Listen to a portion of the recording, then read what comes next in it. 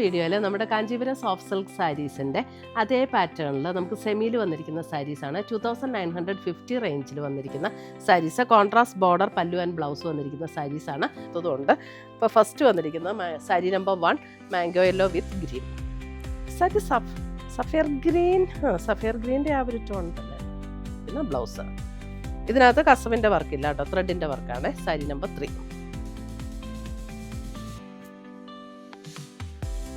Blouse.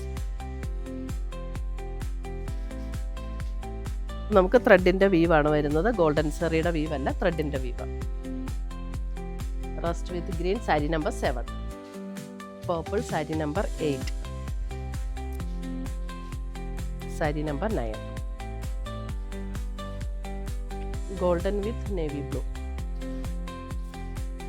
ഇതിനകത്ത് സെറിയുടെ we've pattern ആണ് ബോഡിയിൽ വരുന്നത്.